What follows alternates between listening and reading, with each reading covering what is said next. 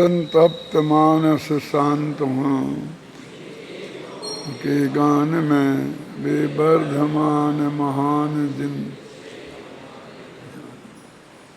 समय सार का 32वां कलश चलाना है। ये जो रंगभूमि का अंतिम कलश है, रंगभूमि समझते हैं, ये समय सार नाटक के रूप में है। और नाटक के पहले के ज़माने में जो नाटक का स्टेज होता था उसको रंगभूमि कहते थे।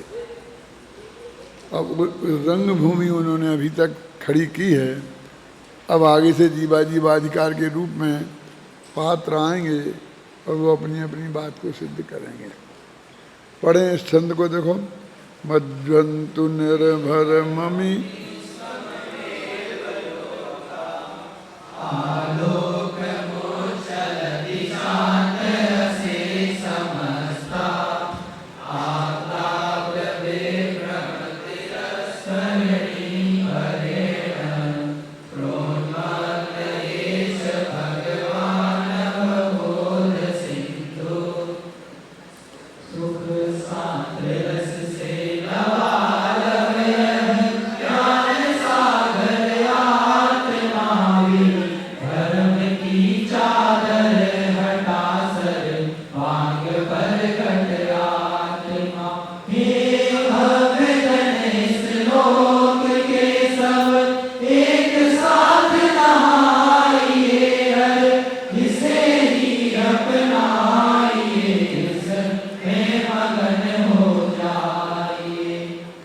देखो, संस्कृत का जो मूल छंद है उसकी तीसरी पंक्ति में एक तिरस्करणी शब्द है। विभ्रम तिरस्करणी है ना। ये तिरस्करणी क्या चीज है? जो नाटक होता है ना, और नाटक स्टेज पर कुछ लोग पाठ करते हैं और सामने जनता बैठी होती है और उन दोनों के बीच में एक पर्दा होता है। पर्दा खुलता है, बंद होता है, ये तो सब देखा होगा ना तुमने। तो उस पर्दे का नाम क्या है? तिरस्करणी।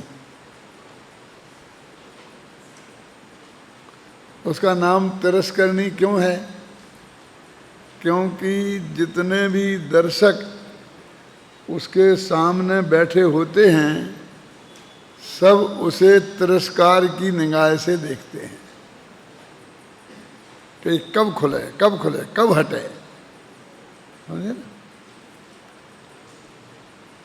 उसको कभी आदर सम्मान नहीं मिलता। कोई अच्छे वक्ता का भाषण होना हो और सारी सभा उसको सुनने के लिए इकट्ठी हुई हो, फिर कोई लोकल नेता टाइप आदमी स्पीकर आकर पकड़ ले और यहाँ वहाँ की लंबी लंबी बातें करें तो लोगों को बिल्कुल नहीं सुहाती हैं। सब उसे तिरस्कार की निगाह से देखते हैं और कहते हैं ये बंद क्यों नहीं करता, बंद क्यों नहीं करता। होता है ना। तो वो पर्दे के प्रति भी सबका यही भाव होता है, क्योंकि समझते हैं कि ये खुले तो हमें असली नाटक देखने को मिले। इसलिए उसका नाम तिरस्करणी लगाया, शब्द रखा। आप अपने शिविरों में देखते हैं कि जब कोई अच्छे वक्ता का प्रवचन शुरू होना होता है और उसके पहले लंबी लंबी सूचनाएं लेकर कुछ लोग आ जाते हैं और एक ही बात को 3-3 दफ़े दोहराते हैं। क्यों? लंबी लंबी लिस्टें लेकर सुनाते हैं। तो सबके हृदय में उसके प्रति तिरस्कार का भाव होता है कि ये क्यों लंबा लंबा बोल रहा है, बंद क्यों नहीं करता है। ऐसा होता है ना। जो मनोविज्ञान को समझता है वो तो समझता है, और जो नहीं समझता है ना, तो फिर क्या करते हैं श्रोता लोग? तालियां बजाते हैं। वो समझता है कि मैंने बहुत बढ़िया बात की इसलिए तालियां बजा रही हैं, तो वो और जोर जोर से उसी बात को वंशमोर करता है। अरे भाई, ये तालियां तेरे तिरस्कार के लिए हैं कि तू बंद क्यों नहीं करता है, जल्दी बंद कर, तेरे को हमें नहीं सुनना है ना। देखो, तालियां अच्छे अर्थ में भी होती हैं और बुरे अर्थ में भी होती हैं, और आज का तो बच्चा बच्चा समझता है कि ये जो तालियां बजा रही हैं ये हूटिंग है, क्यों, और ये प्रशंसा है। तो जिसकी हमेशा हूटिंग हो उसको तिरस्करणी बोलते हैं संस्कृत में। इसलिए उन्होंने कहा कि विभ्रम तिरस्करणी, ये भ्रम का पर्दा पड़ा हुआ है। सामने सामने सब श्रोता बैठे हुए हैं और एक भ्रम का पर्दा पड़ा हुआ है, और उसके पीछे ज्ञान सागर भगवान आत्मा, आनंद सागर भगवान आत्मा लबालब पानी से भरा हुआ है। देखो, ये लबालब शब्द में कितना दम है, हिंदी वाले जानते होंगे, है ना। सुख शांत रस से लबालब है ज्ञान सागर आत्मा, ज्ञान का दरिया, ज्ञान का समुद्र, और इसके अंदर सुख और शांत। हमें दो ही चीज़ें चाहिए ना, सुख और शांति। आज की दुनिया ने सुख और शांति की जगह संपत्ति और सुविधाओं ने ले ली है। चाहिए इस जीव को क्या, सुख और शांति, और जगत में जुटाई क्या है, संपत्ति और सुविधाएं, है ना। अटैच लैट्रिन बाथरूम चाहिए, बढ़िया से बढ़िया एकदम, ख्याल में ना, सब चाहिए ना। यहाँ हिलना ही नहीं पड़े, बाहर जाना तो बहुत दूर का, क्यों।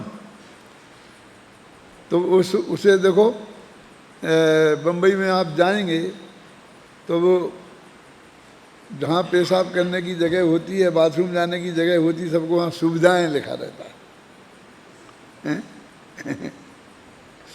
तो हमने क्या जुटाई है, एक संपत्ति और दूसरी सुविधाएं, और चाहिए थी सुख और शांति।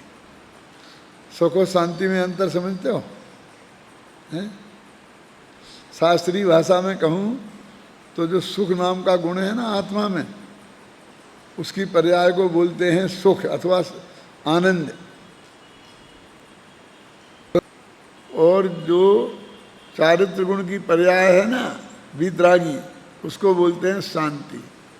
सुख गुण की पर्याय है सुख, और चारित्र गुण की पर्याय है शांति। निक्कसाय भाव, वीतराग भाव।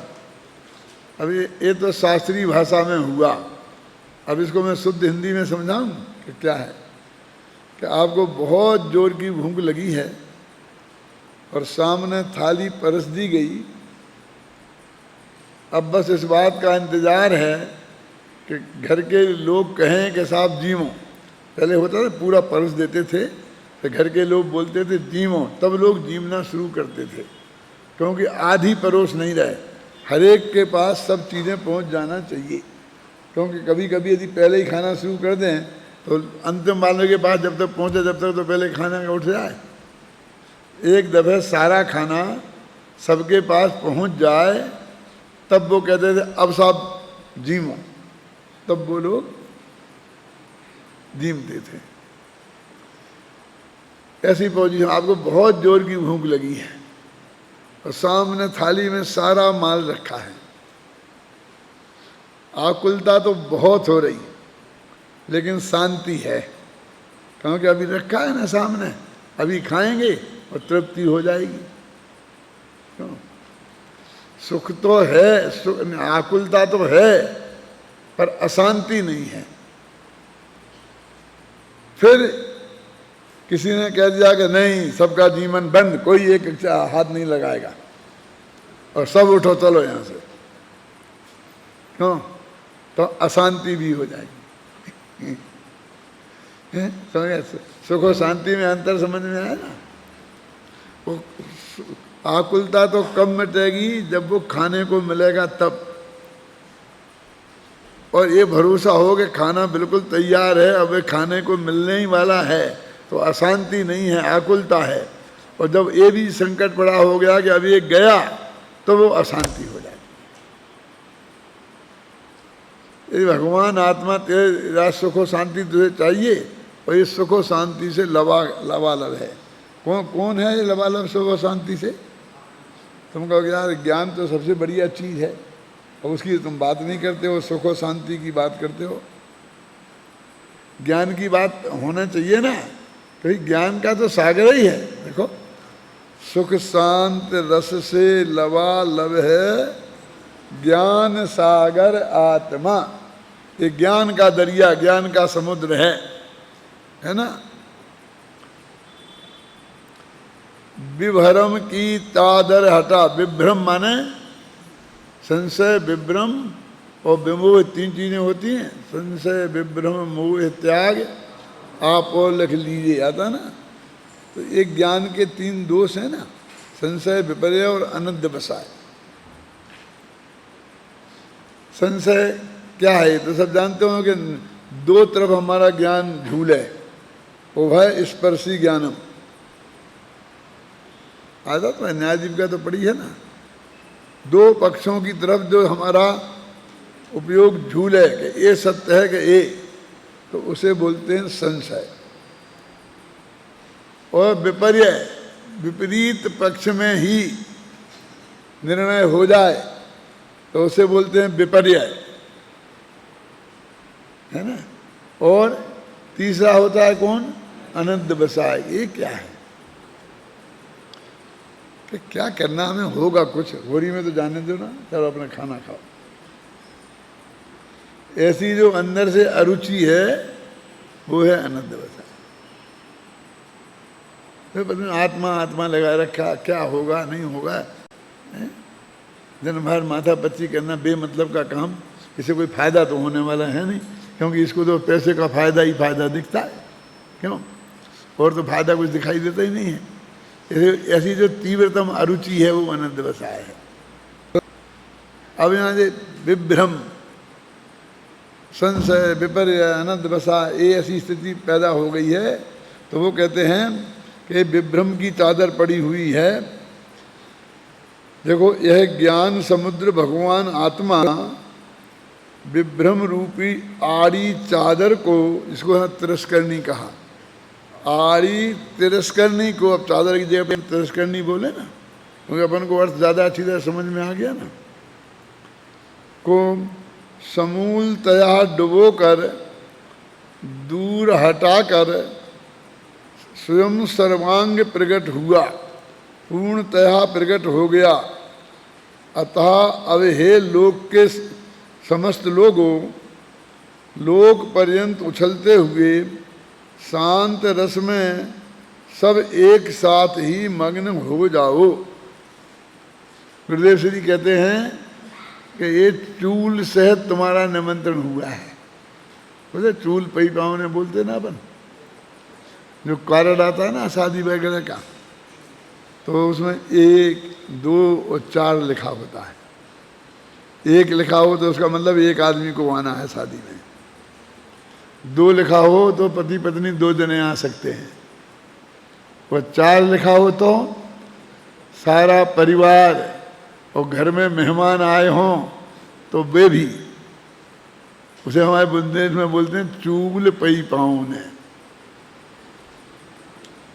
पाँव ना मैंने मेहमान आए हों वे, वो चूल क्या लगाया इसमें कि तुम्हारे घर में चूल्हा नहीं जलना चाहिए, क्योंकि तुम्हारा अकेला का निमंत्रण है। अब मेहमान को तो तुम्हें खाना बनाना ही पड़ेगा ना, तो चूल्हा जलेगा। आज घर का चूल्हा बंद रहना चाहिए। और आपको एक जानकर बहुत आश्चर्य होगा, सारे देश में जब कोई निमंत्रण करता है तो एक ही टाइम का निमंत्रण होता है। हमारे बुंदेलखंड में जब कोई निमंत्रण करता है तो दोनों टाइम का होता है। उसका अर्थ ये होता है कि शाम को भी खाने आना है, सुबह भी शाम को भी, और नाश्ता हो तो नाश्ता भी। आधे दिन का निमंत्रण होता ही नहीं है। उसका अर्थ ही होता है, सुना कभी ऐसा? कौन? तो का बुंदेलखंड में तो क्या भैया आज का न्योता है आपका, तो समझ लेगा नाश्ता भी इनके यहाँ करना है रोटी भी इनके यहाँ खाना है, दोपहर की चाय भी इनके यहाँ होगी और शाम का भोजन भी इनके यहाँ होगी। उसको न्योता बोलते हैं। तो यहाँ पर ये कह रहे हैं कि सारा लोग सारी दुनिया एक साथ आओ। ये चूल पे मैं तो गुजरात में जाता हूँ तो ऐसा बोलता हूँ, वहाँ पर एक नवकारसी होती है। सुनी नवकारसी? नाम सुना कभी? गुजराती लोग तो जानते ही होंगे, लेकिन गुजराती हैं क्या, इक्के दुक्के होंगे कोई, मुंबई वाले जानते होंगे। नवकारसी का मतलब ये है कि ऐसा निमंत्रण किया जाता है, अखबारों में निकाल दिया जाता है, दीवार पे लिखवा दिया जाता है, जगह जगह वो आज की भाषा में फ्लैक्स लगा दिए जाते हैं, है ना, और लिख दिया जाता है कि हमारे यहाँ आज सबका भोजन है। किसका? नवकारसी है, माने जिनके मुख में नमोकार मंत्र है वे सब, माने दिगंबर, सितंबर, थारकपंथी, तेरहपंथी, बीसपंथी जितने भी हैं, बस वो नमोकार मंत्र बोलते हैं। उन सबका बिना किसी भेदभाव के निमंत्रण है, उसे गुजरात में बोलते हैं नवकारसी। अब सबको तो गांव में कैसे निमंत्रण दिया जा सकता है, इसलिए बस वो चौराहे पर लगा दिया, अखबार में निकाल दिया। अब उसे मानकर आपको फ़ोन नहीं किया, आपको कार्ड नहीं दिया, कुछ नहीं, और लोग आ जाते हैं, सब आ जाते हैं और जीमते हैं। तो आचार्य में कहता हूँ ये नवकारसी कर रहे हैं। किसकी? पूरे गांव वालों की। अरे गांव वालों की नहीं, लोका माने जानते क्या होते हैं? लोकाकाश सारी दुनिया, जहाँ 6 द्रव्य लोग उसे लोक बोलते हैं, और उसी से लोग बना है। जी हिंदी में जो लोग बोलते हैं, लोग, वो लोक से ही बना है। का की जगह गा हो गया है। समवेव लोका, हे सारे जगत के लोगों, इस शांत रस से भरा हुआ ये जो महान समुद्र है, बस तुम्हारे और इसके बीच में एक तिरस्करणी है। अब समझ, पर्दा है, बस खत्म। और इसे तुम आनंद दुखी हो रहे, विभ्रम की तिरस्करणी है, मिथ्यात्व की तिरस्करणी है, समझे ना, संशय विपर्य अनध्यवसाय की तिरस्करणी है।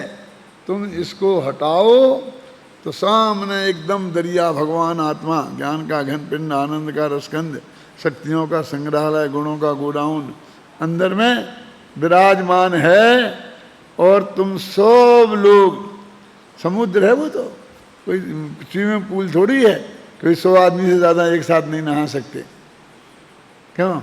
और जिनके पास वो कार्ड हो, जिनके पास वो मेंबर हों, बस वे ही नहाएंगे, नो प्रतिबंध। सारे लोग के जीव एक साथ नहाओ इस भगवान आत्मा में, आनंद के सागर में, हैं? उनने एक भावना प्रकट की, बस ऐसे ही भावों से तीर्थंकर प्रकृति का बंद हो जाता है। देखो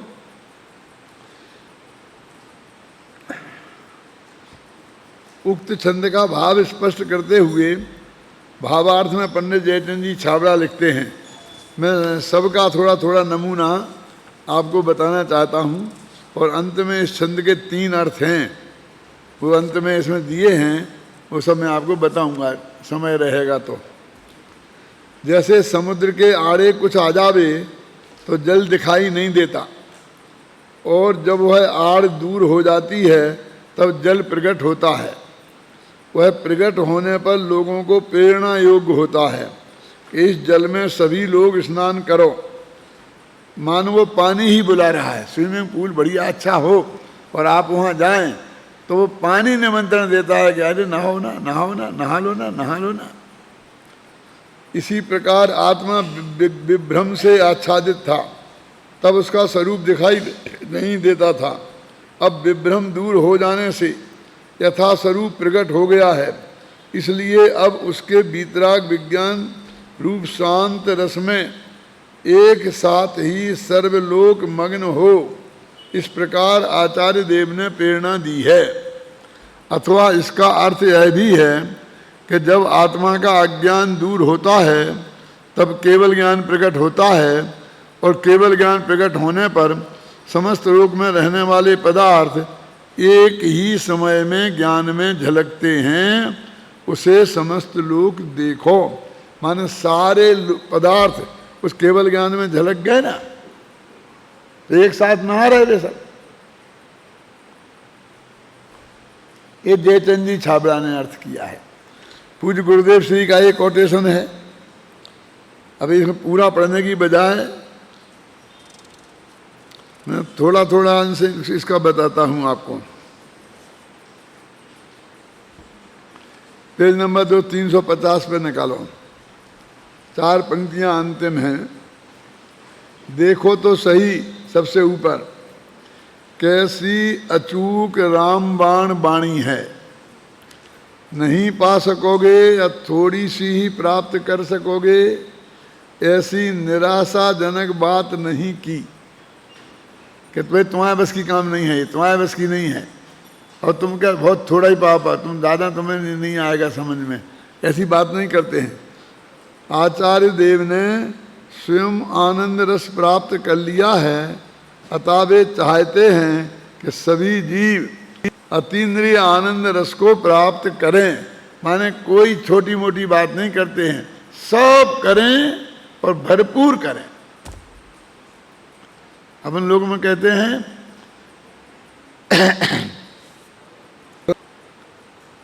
वो क्या एक कहावत है ना कि यदि नीचे ही लेटना है जमीन पर तो सकड़ाई क्यों, क्या सी कहावत है ना बुंदेलखंड में। फिर उसमें सकड़ाई क्या करना कि भाई अब तुम बहुत जगह थोड़ी है, फिर खूब हाथ पैर फैला के सोना है। वो एक कहावत है तो कैसा कि यदि कल्पना लोक के ही लड्डू खाना है, समझ में आई ना, तो फिर फीके क्यों, बहुत बढ़िया मीठे खाओ ना है? और बहुत कम क्यों, फिर भरपूर खाओ ना, फिर थोड़े क्यों। यहाँ सुने ना, जब वो ये कहते हैं कि सारे जगत में कोई कमी नहीं है आनंद में, हरेक के पास ज्ञान का दरिया भर रहा है, आनंद का दरिया भर रहा है हरेक के पास, तो सारा लोग क्यों दूसरे के में थोड़ी नहाना है, हरेक को अपने अपने में नहाना है, तो अपने अपने में शांत रस से उसे क्यों नहीं पड़ा।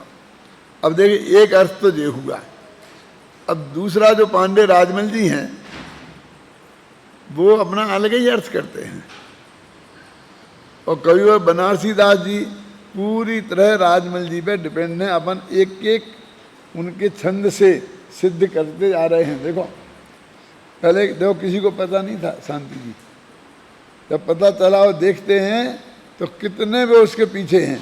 मान लो राजमल जी को कोई जानता ही नहीं होता तो सब इसको पंडित बनारसी दास जी की ही दिमाग की ऊपर समझते है। अब अपन को सोर्स मालूम पड़ गया कि इनका सोर्स कहाँ से है। तो एक छंद है ना जी, देखो पढ़ो इसे। जैसे को पातुर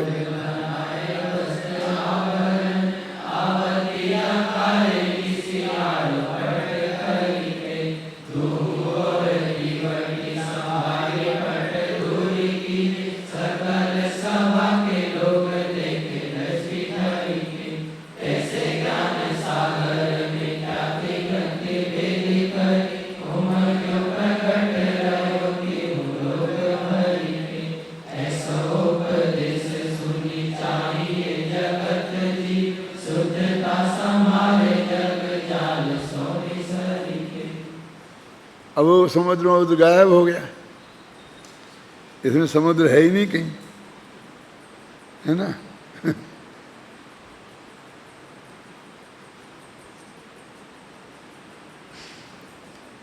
देखो देखो पंडित राजमल जी कलश टीका में अर्थ करते हुए सिंधु शब्द का अर्थ पात्र अभिनेता करते हैं। देखो अब सिंधु माने अभिनेता, अभिनेता समझते हीरो। अरे कैसा अर्थ किया इन्होंने बोल, कई लोगों की डिक्शनरी में कहीं मिलेगा। अब इसी को बनारसीदास ने पकड़ लिया। तो इन्होंने क्या लिखा उसके लिए, वो सिंधु शब्द जो बनारसीदास ने राजमल जी ने किया वो है ना, उसमें सिंधु शब्द मूल कलश में होगा ना, भगवान अवबोध सिंधु, भगवान हैं वो ज्ञान के सागर हैं, है ना, अवबोध सिंधु। तो वे कहते हैं अवबोध मान ज्ञान के अभिनेता हैं। ये इसको अब उनने पूरा नाटक का दृश्य बना दिया। क्यों? क्योंकि इनके लिए वो आ रहे कि नाटक चल रहा है, इसमें समुद्र कहाँ से आ गया तो उन्हें नाटक का पात्र बनाना था, तो उन्होंने सिंधु का अर्थ किया अभिनेता पात्र। और बनारसीदास ने उसे क्या लिखा, पातुर। देखो, जैसे कोई पातुर बनाए वस्त्र आभरण, कोई पातुर माने पात्र। अब पुराने, क्यों भैया क्या बात है, पुराने जमाने में जो नाटक होते थे बहुत ही उनकी अलग परिस्थितियां थी, क्योंकि लाइट नहीं थी, घोर अंधेरा रहता था, कितना उजेला कैसे करें। और स्टेज पे तो अपन वैसे ही पर्दा करते हैं, अंधेरा करते हैं ना, बिल्कुल। तो इन्होंने ऐसा कहा कि कोई पात्र माने वो नाटक करने वाले नट नटी होते थे, एक पूरी जात ही थी अलग जो नाटक किया करती थी, जो नाचने का काम करती थी, जो नृत्य कला की विशेषज्ञ होती थी, और उस जाति का नाम था नट।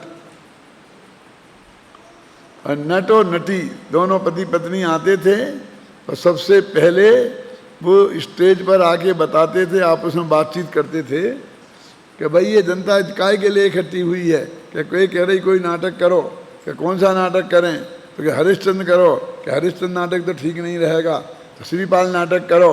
ऐसी वो चर्चा करते थे, फिर नक्की करते थे कि अपन वो नाटक करें, ऐसा नाटक करते थे है ना, ऐसा बोलते थे उसको आकर के।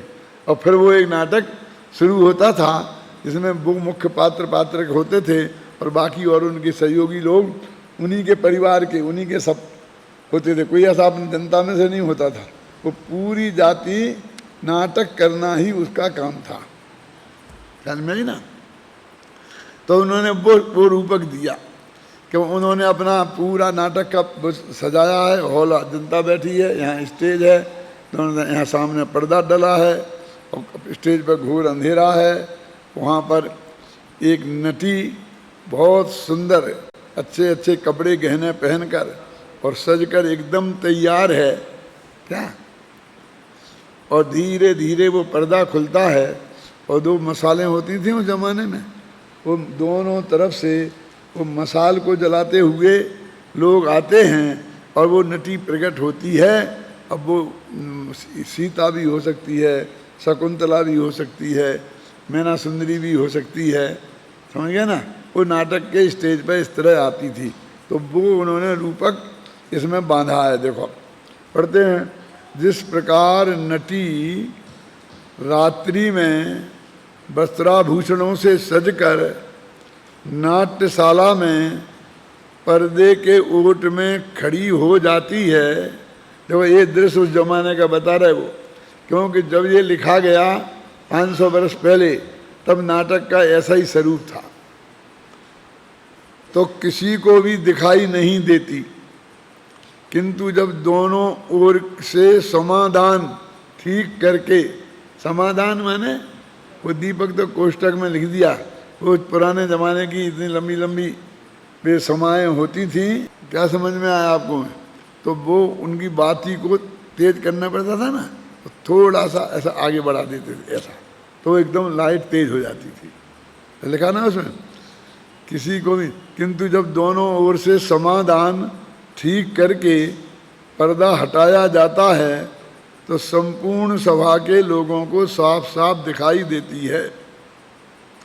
उसी प्रकार ज्ञान का समुद्र आत्मा, अब जो ज्ञान का समुद्र तो उन्हें कहना ही पड़ा, तो समुद्र से बच नहीं पाए, क्योंकि वहाँ सिंधु लिखा था ना, ज्ञान का समुद्र आत्मा, समुद्र आत्मा को बनाया ना उन्होंने, आत्मा को समुद्र बनाया, पात्र बनाया ना, जो मिथ्यात्व के पर्दे से ढक रहा था तो वो पात्र ही हो गया ना। वह प्रकट होकर तीन लोक को जानता देखता है, त्रैलोक का गायक होता है। श्री गुरु कहते हैं कि हे जगतवासी जीवो, ऐसा उपदेश सुनकर तुम्हें जगत के जाल से निकलकर अपनी शुद्धात्मा को संभालना चाहिए, है ना। ऐसा अर्थ इस छंद में उन्होंने प्रकट किया। पढ़ें, जैसे को पढ़ तो लिया ना अपन ने, पातुर बनाए वस्त्र आभरण, जैसे कोई पात्र, ये पात्र जीव वाला पात्र नहीं है, वो नाटक वाला पात्र है। वस्त्र आभरण बनाए, वस्त्रों को पहन, वस्त्रों को अच्छी तरह पहनकर, और वस्त्रों और आभरण माने आभूषण, वस्त्र और आभूषणों को अच्छी तरह से पहनकर आवती अखाड़े, अब ये अखाड़े में आना, अब अखाड़ा तो अपन दंगल होता है ना जहाँ लड़ते हैं पहलवान, उसे बोलते हैं। उस जमाने में स्टेज को ही अखाड़ा बोलते थे। क्या वो स्टेज पे आ रहा है, अखाड़े में नहीं गया है वो पहलवानी करने। देखो भाषा कितनी बदल गई। उस जमाने को आप नहीं समझेंगे तो आप उसका अर्थ ही नहीं कर सकते, है ना।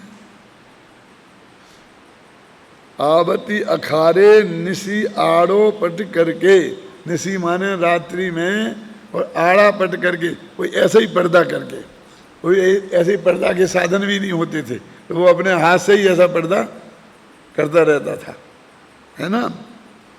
दूह ओट दीवट संहार, और दोनों तरफ से दीवटों को संहारा, दियों को ज्योति तेज की।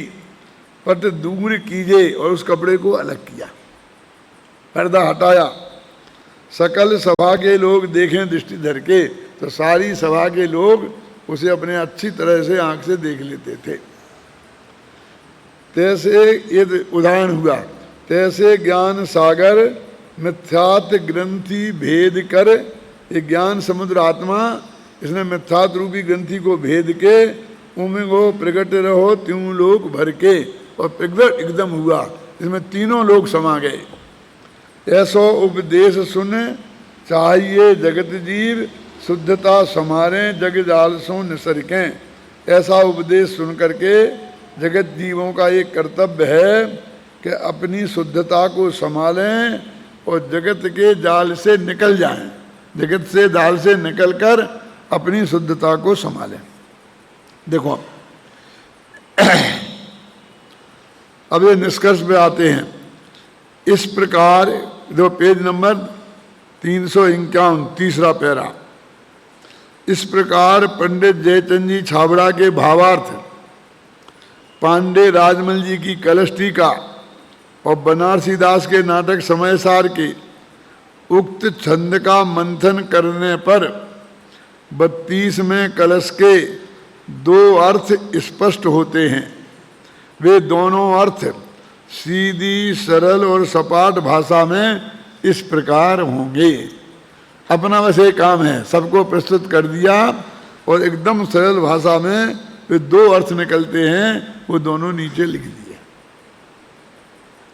क्या कि यह ज्ञान समुद्र भगवान आत्मा विभ्रम रूपी पर्दे को हटाकर सर्वांग प्रकट हो गया है। अतः हे जगत के जीवों, लोक पर्यंत उछलते हुए इस ज्ञान सागर के शांत रस में सब एक ही साथ डुबकी लगाओ, मगन हो। ये क्या कह रहे हैं मालूम आपको कि कहाँ प्रकट हो गया आत्मा, ज्ञान का सागर कहाँ प्रकट हो गया। हम काय में डुबकी लगाएं, हमें तो कुछ दिखता ही नहीं है। तो कि तुमने ये 32 कलश और 38 गाथाएं पढ़ी हैं ढंग से, तो उसमें हमने भगवान आत्मा का स्वरूप अत्यंत स्पष्ट अच्छी तरह से समझा दिया। अभी भी प्रकट नहीं हुआ तुम्हें, अभी भी समझ में नहीं आया। वो इन 32 कलशों का और 38 गाथाओं के उपसंहार का कलश है। वो तो कह रहे अत्यंत प्रकट हो गया। अब क्या रह गया? जो कुछ समझने योग्य था वो हमने सब कह दिया। आचार्य कहते हैं अब तो केवल ज्ञान जैसा प्रकट होता है ना, केवल ज्ञान, और केवल ज्ञान में सारी दुनिया झलकती है, ऐसा तुम्हारे ज्ञान में भगवान आत्मा झलकना चाहिए। कौन सा भगवान आत्मा? जिसमें लोकालोक झलकता है। लोक भावना में लिखा ना, वह आत्मा ही लोक है, क्या लिखा ना? कैसा लोक है वो? कि जिसमें झलकते लोक सब, वह आत्मा ही लोक है। जिसमें लोकालोक झलकते हैं, ऐसे भगवान आत्मा को लोक कहते हैं। लोक भावना का वर्णन चल रहा है ना। हमारा भगवान आत्मा ही लोक है। क्यों? क्योंकि लोकालोक इसमें झलक रहा है। तो वो कहते हैं हमने 38 गाथा में भगवान आत्मा का स्वरूप विभिन्न तरीके से उठाकर सर्वांग प्रगट आत्मा, हमने उसे सर्वांग प्रगट कर दिया है। लिखा कि नहीं? सर्वांग प्रगट आत्मा। वे तो मानते हैं कि हमने तो तुम्हें पूरी तरह समझ दिया, कि हमारी समझ में तो तुम्हें बिल्कुल आया नहीं। अब क्या करें हम? तुमने यदि आदि से लेके यहाँ तक ढंग से सुना होता, रुचि पूर्वक पढ़ा होता, तो अमरचंद्र कहते हैं कि हमारी ये बात तुमको एकदम स्वीकार होती कि हमने स्पष्ट कर दिया, भगवान आत्मा प्रकट हो। अब वो कहते अब वो छिपा नहीं रहा, ये तिरस्करणी हट गई, अब वो पर्दा हट गया है।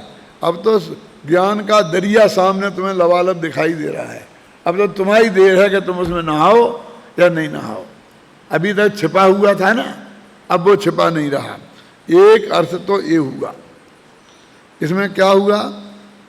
भगवान आत्मा ज्ञान का सागर है, विभ्रम रूपी पर्दा लगा हुआ है, और विभ्रम रूपी पर्दा को हटाया तो वो ज्ञान सागर प्रकट हो गया, और वो लोक पर्यंत उछल रहा है ऐसा ज्ञान, और उसमें सब आत्मा एक साथ डुबकी लगाओ।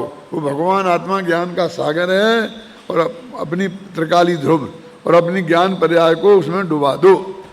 डुबा दो माने उसे जानो और जानते रहो, बस ये बात। एक अर्थ तो ये हुआ। और दूसरा, जिस प्रकार नाटक के रंग मंच पर नाचने के लिए तैयार सुसज्जित अभिनेता खड़ा हो, नाच रहा हो, पर अंधकार और पर्दे की ओट से सभाजनों को कुछ दिखाई नहीं देता, किंतु पर्याप्त प्रकाश होने और पर्दा हट जाने पर सभी को सब कुछ दिखाई देने लगता है।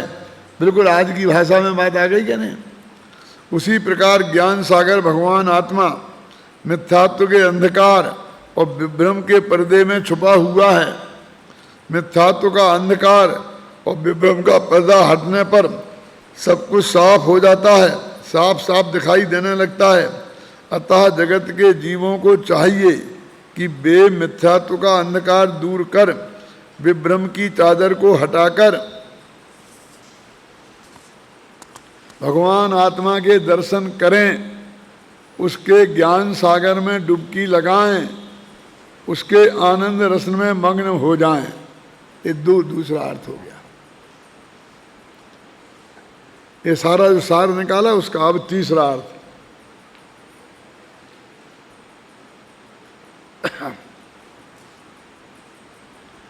तीसरा अर्थ यह भी हो सकता है कि भगवान के केवल ज्ञान में समस्त पदार्थ झलकते हैं, अतः हे जगत के प्राणियों तुम उसे देखो, केवल ज्ञान को, अर्थात तो केवल ज्ञान की श्रद्धा करो, उसके माध्यम से अपने आत्मा और जगत के स्वरूप को जानो। तीसरा अर्थ ये हो सकता है। अब जो भी हो, इन तीन में से जो भी अर्थ हो, पूर्व रंग का प्रकरण का अंतिम कलश होने से इस कलश में आचार्य देव ने अपने शिष्यों को, पाठकों को ज्ञान और आनंद से लबालब भरे हुए इस भगवान आत्मा को देखने, जानने और इसी में जमने रमने का आदेश दिया है। बस ये समझ लो कि भगवान आत्मा ज्ञान का घन पिंड, आनंद का रसकंद, शक्तियों का संग्रहालय, गुणों का गोडाउन है। इसे क्या करो, इसे देखो, जानो और जम जाओ, इसी में रम जाओ। क्या दिया है? आदेश दिया है, उपदेश दिया है, आशीर्वाद दिया है, आमंत्रण दिया है, प्रेरणा दिया है, प्रेरणा दी है, वह सब कुछ दिया है जो उनके पास अपने शिष्यों को, पाठकों को देने के लिए था। उन्हें सब कुछ लुटा दिया, ये कह रहे, बस खत्म। उन्होंने कुछ बाकी नहीं रखा। ये कहना चाहते हैं कि नरतीस गाथा में एक बार समय सार पूरा हो गया है, और जो हमें समय सार शुद्धात्मा का स्वरूप समझाना था, हमने दिल खोल के अच्छी तरह समझा दिया। और उनके हिसाब से तो हर आरुचि वाले को और अध्ययन करने वाले को ये अवश्य समझ में आ जाना चाहिए। इसका क्या अर्थ हुआ सीधा, कि हमारी समझ में तो नहीं आया, तो हमें कह उनकी गलती है, वे ढंग से समझाया नहीं होगा। वो कहते हैं समझाने में तो और कुछ नहीं रहा है, कसर नहीं रही। अब तो तुम अपने में देखो कि तुमने ढंग से सुना नहीं है, समझा नहीं है, पढ़ा नहीं, इसलिए तुम्हारी समझ में नहीं आया। दो तरह के विद्यार्थी होते हैं, एक तो ये हमारी समझ में तो कुछ नहीं आया, ऐसा कहकर सीधा वो पढ़ाने वाले पर दोष मढ़ते हैं कि आपने कुछ नहीं पढ़ा, आपने कुछ नहीं पढ़ा। मढ़ ले, अपनी मर्जी के तो वे राजा हैं ना, कुछ भी कर सकते हैं, लेकिन उन्हें उससे उपलब्ध क्या होने वाला है, ये तो विचार करो। जैसे नाचारी होते ना, तो इसी बात को कैसे कहते, उन्होंने कहा भी कई जगह है, इसकी टीका में भी कहा होगा। तो सीधी भाषा में कहते हैं कि भाई हमने तो कोई कसर रखी नहीं है, तुम ये समझ रहे हो कि हमने नहीं समझा पाया, तो भगवान के समोषण में जाकर के भी तुम क्या करते? शायद तुम तो वहाँ भी कहते कि हम तो बिना समझे लौट आए, उनने समझा ही नहीं पाया। ऐसा कहते हैं क्लियर शब्दों में। हम खड़े हैं ना कि वहाँ जाते तो भी तुम्हें भगवान के दर्शन तो होने वाले नहीं थे, उनका जो पौद्गलिक शरीर ही दिखाई देता। तो यहाँ ये मूर्ति दिखाई दे रही है, वो भी पुद्गल की बनी हुई है, और उनका शरीर भी पुद्गल का था, क्या फर्क पड़ा? और वहाँ उनकी दिव्य ध्वनि में यही आत्मा की बात समझाई जाती कि नहीं, वे समझाने वाले बहुत अच्छे थे ना, तो हमारी समझ में आ ही जाती कि बेटा तुम्हारी समझ में नहीं आई है, वो तुम्हारे क्षयोपशम और विशुद्धि की कमी से नहीं आई। क्या समझे ना? क्योंकि वो समझाने वाले में कसर रह गई। अब अनंत भगवान से तो नहीं कह सकते ना कि उनकी भी कोई कसर रह गई होगी, है? अब ये तो नहीं कह सकते कि ऋषभ देव ने दिव्य ध्वनि के माध्यम से जो समझाया था वो मारीच नहीं समझ पाया, तो भगवान के ऋषभ देव में कुछ ना कुछ समझाने में कमी अवश्य होगी, है? वो तो यही कहता होगा ना, जैसे बंदा हम गए सोनगढ़ गए, 20 साल रहे, फिर 5 साल जयपुर भी रह के आए, लेकिन कुछ नहीं है वहाँ। हमारी समझ में तो काला अक्षर भैंस बराबर कुछ नहीं आया। कह सकते हैं कि नहीं कह सकते? कौन रोकेगा उन्हें? ऐसे भी कहने वाले थे, मारीच जैसे, इंद्रजालिया है, इंद्रजालिया कुछ नहीं, जादू करता है। हमने तो उनके साथ दीक्षा ली थी, और जिस दिन से पहले दिन की दिव्य ध्वनि खिली, हम उस दिन से सुन रहे हैं, लेकिन आज तक हमारी समझ में नहीं आया। और वो मैं बताता हूँ, अब मैं तुम्हें समझाता हूँ, और उनके विरुद्ध समझाना शुरू कर दिया था। ऐसा कहा जाता है कि मारीच का जो मत था वो सांख्य मत जैसा था, तो सब आत्मा नित्य हैं, निरंजन हैं, सब कुछ निक्की है। ये क्रमबद्ध पर्याय जो है वो मारीच था, और उसमें अकेला एकांत था क्रमबद्ध पर्याय का, इतनी कमी थी। वो 5 समवाय नहीं मानता था, बस इतनी सी कमी थी। लेकिन वो यही कहता था कि सब कुछ नक्की है और उसे कुछ नहीं पलटा जा सकता है, इस मान्यता का मानने वाला था। तो नहीं समझने वाले तो वहाँ से भी आते, गुरुदेव की भाषा में बोलूं, केवली आगल रही गो कोरो, तुम तो केवली के सामने जाके भी कोरे रह जाओगे। जो नहीं समझना चाहते हैं, जिनकी समझ में नहीं आया, क्योंकि समझाने से समझ में नहीं आता, समझने से समझ में आता है। इन्हें कहा ना, चाहे तुम अपने आप समझो और चाहे गुरु के माध्यम से समझो। आया था कि नहीं आया था? कैसे ही समझो, और वे भी गुरु ही हैं। एक जगह तो ऐसा लगा, शायद जैसे ने लिखा ना, कि समूह शरण में भगवान तुझे आत्मा हथेली पर रखकर नहीं दिखाते, वहां भी वे वाणी से ही समझाते, और यहां हम समझा रहे हैं ना, ऐसा कह रहे। तुम्हें लगा अभी बड़े अभिमानी है, भगवान समझा रहे, वैसे ही हम समझा रहे। क्यों? कि नहीं साहब, हमें तो भगवान समझाएं तब हम समझेंगे, क्यों ना। ये आज के इस जीव की ऐसी प्रवृत्ति है कि इसे गुरु भी बनाना है ना, तो सबसे बड़े से बड़े आदमी को बनाना है। क्या अब अपने वो हमें भगवान ने समझाया, समूचन में समझे। यहाँ की जाए, हमारे गुरु तो गुरुदेव हैं, शायद तुमने शक्ल नहीं देखी उनकी, मुझे उनका एक भी प्रवचन आदि से अंत तक सुना नहीं होगा, समझ में नहीं आया होगा, 5 मिनट 2 लाइन दोहरा नहीं सकते। लेकिन हमारे गुरुदेव तो पूरे गुरुदेव से ही, और जिसने तुमको एक एक अक्षर पढ़ाया है, क्यों वो नहीं आता। क्योंकि हमें तो अपने गुरु के नाम पे भी एक बड़ा नाम चाहिए, क्योंकि उसे तो गुरु की भी मार्केटिंग करनी है। नहीं समझ में आया कि नहीं आया? अब यहाँ हैं, तुम्हें शांति जी पढ़ाएंगे, संजीव गोदा समझाएंगे, हम किसके शिष्य हैं? डॉक्टर कुमचंद भाई। घबराना नहीं कि हम तो, हमारा तो अकेला तुमने प्रवचन ही सुना है, हमने भी गुरुदेव का प्रवचन ही सुना है, उन्हें हमें कोई पढ़ाया थोड़ी है एक अक्षर, है ना। हर आदमी, मेरे कहने का मतलब ये है कि उसमें भी लोक की दृष्टि से मेरी इज्जत किसका शिष्य बनने में है, उस हिसाब से निर्णय करता है। इसका बस चले तो बाप भी कि अच्छे आदमी कोई माने जो बना है कि मैं तो उसका बेटा हूँ, उसका नहीं है, तो उसका बेटा हूँ। मतलब लोग में मर्यादा है, इसलिए बेचारा कुछ कर नहीं सकता ज़्यादा, और बाप को बाप मानना पड़ता है। इसलिए मैं कहता हूँ लोगों को समझाने के लिए कि भैया ये बाप बेटे का रिश्ता ऐसा नहीं है जिससे तुम्हारी स्वीकृति की जरूरत हो। क्यों?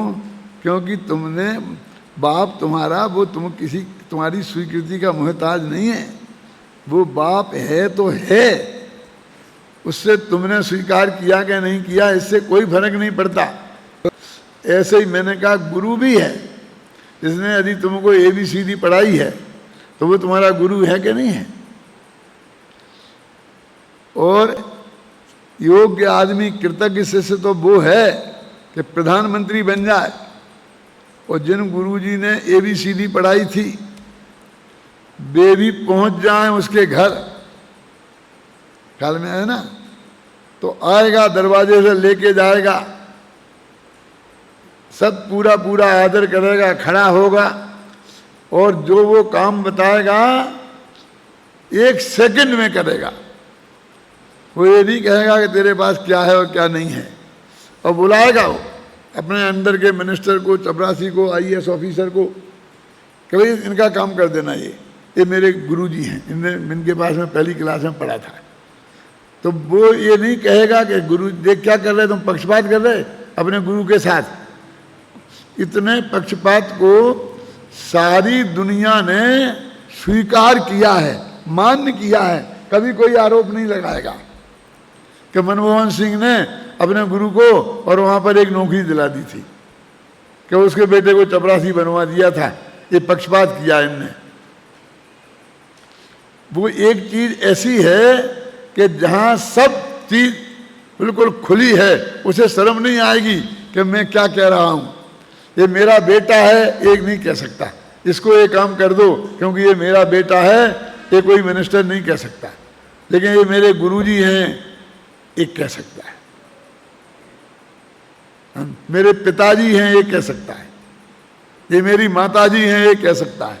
एक कुछ पद अभी भी हिंदुस्तान में ऐसे हैं कि जिन्हें के प्रति सर्वस्व समर्पण कोई करे तो कोई ऑब्जेक्शन किसी को नहीं होता और उसकी प्रशंसा ही होगी, है ना। और वो आज तक किसी आदमी ने इसकी उपेक्षा नहीं की। कहानी भले ही कृष्ण और सुदामा की, वो तो दोस्तों की कहानी है, लेकिन ये कहानी जो है कि मेरा दोस्त है इसे नौकरी दे दो, नहीं चलेगा। सारे अपवाद हैं गुरु के लिए, सारे अपवाद छूटे हैं इस जगत में, हैं? सब स्वीकार करते हैं। ऐसे नालायक तो बहुत गिनने, उंगलियों पे गिनने लायक होंगे, ये खोजे के मिलेंगे नहीं इस जगत में, है ना। उसने अंग्रेजी पढ़ाई थी कि हिंदी पढ़ाई थी कि संस्कृत पढ़ाई थी, क्यों? अरे वो पढ़ाई हो, वो ड्रिल मास्टर हो और उसने बस ऐसे ऐसे हाथ करना सिखाया हो, तो उसको भी हम मानते कि नहीं मानते? ये तुम्हारे है ना ए बी तूबकर, कहाँ, सोलापुर में, वो हमारे ड्रिल मास्टर थे। उन्होंने हमें व्यायाम करना सिखाया था, आसन वगैरह सिखाते थे वो। तो अभी भी जब वो मिलते हैं और हम लोगों के सामने ये हमारे गुरुजी हैं, ये कहने में हमें आज तक संकोच नहीं हुआ, जबकि वे हमारे कई शिविरों में बैठ गए, प्रशिक्षण शिविर भी लेके गए और वे सब हमारे शिविरों में बैठ के गए हैं, सब सीख के गए हैं। लेकिन ये तो होता है ना अंदर से, अरे उल्लास होता है ये बताने में। किसी को ये नहीं लगता है कि इतना छोटा आदमी और इसके लिए अपना गुरु बता रहे। अरे भाई ABCD से तो सबको ही पढ़ना पड़ता है। पहली क्लास में तो गुरु तो वैसे ही होंगे ना, जो पहली क्लास में मास्टर होंगे, वही तो गुरु होंगे। और कौन होंगे बताओ? जब हर एक को पहली क्लास पढ़नी पड़ेगी ना, तो पहली क्लास में MA पढ़ाने वाला थोड़ी पढ़ाएगा तुम्हें, वही जो मैट्रिक पास होगा तो साधारण उसने बोली वही तो पढ़ाएगा और वो तो वही रहेगा। और तुम कितना ही बढ़ जाओ आगे, तब भी चाहे वो उद्योगपति हो, चाहे वो राजनीतिक हो, चाहे किसी भी क्षेत्र में, यदि वो कोई मुनि भी हो जाए तो भी एक दफे ये बताए बिना नहीं रहेगा कि भाई यही गुरु है, हमने इनसे पढ़ा था, है ना। देखो कहाँ चल रहे अपन अभी, सीधा तीसरा अर्थ हो गया ना। जो भी हो, ये पढ़ रहे थे ना, पूर्व रंग प्रकरण का अंतिम कलश होने से इस कलश में आचार्य अमरचंद्र देव ने अपने शिष्यों को, पाठकों को ज्ञान और आनंद से लबालब भरे हुए भगवान आत्मा को देखने, जानने और इसी में जमने रहने का आदेश दिया है, उपदेश दिया है, आशीर्वाद दिया है, आमंत्रण दिया है, प्रेरणा दी है, सब कुछ, वह सब कुछ दिया है जो उनके पास अपने शिष्यों को, पाठकों को देने के लिए था। देखो ये मर्म की बात समझना है। इसमें कोई आदमी अपना पैसा अपने बेटे को दे, बेटी को दे, क्या ना, तो अभी कुछ ना कुछ निकाल करके भांजे को भी थोड़ा दे देगा, फिर मंदिर को भी थोड़ा दे देगा, कि संस्था को भी थोड़ी कटौती उसमें करेगा, पूरा का पूरा उसे दे दे। ऐसा सब कितना ही प्रेम करता हो किसी को वो, लेकिन वो उसमें से कुछ ना कुछ हिस्सा यहाँ वहाँ कर देगा, मानने का नहीं करे बिना। लेकिन एक ज्ञान ऐसी चीज है कि जब गुरु शिष्यों के सामने पढ़ाता है तो वो कोई कसर बाकी नहीं रखता। ये नहीं रखता कि थोड़ा मैं अपने आप को बचा लूं, क्या थोड़ा बचा लूं ज्ञान, कहीं ये जो ज्यादा सीख गया और मेरे से बढ़िया प्रवचन करने लगा तो मुझे कौन बुलाएगा, ये मार्केट ही खत्म हो जाएगा मेरा। क्यों? आज तक किसी भी अध्यापक ने अपने शिष्य को पढ़ाते वक्त ये बात मैं इससे छिपा के रखूं, बताऊं नहीं, ये नहीं किया होगा। हाँ, उसने यदि नकल की होगी ना परीक्षा में, वो नकल करके पास हुआ होगा, तो वो नहीं बताएगा कि मैं नकल करके पास हुआ हो, और तुम भी बेटा नकल करना। क्या मेरे ज्ञान को कोई यहाँ बचा के नहीं रखता। मेरी जितनी ताकत होगी उस गाथा का अर्थ समझाने में मैं पूरी ताकत से उसे समझाऊंगा, लिखने में पूरी ताकत से उसे लिखूंगा, कोई कसर बाकी नहीं छोड़ूंगा। तो आचार्य कहते हैं कि मैंने अपना दिल खोल के रख दिया है, अब तो तुम शांति से इसमें डुबकी लगाओ, इसको गहराई से समझो और अतीन्द्रिय आनंद की प्राप्ति कर लो। एक बार और पढ़ो इस 32वें छंद को। सुख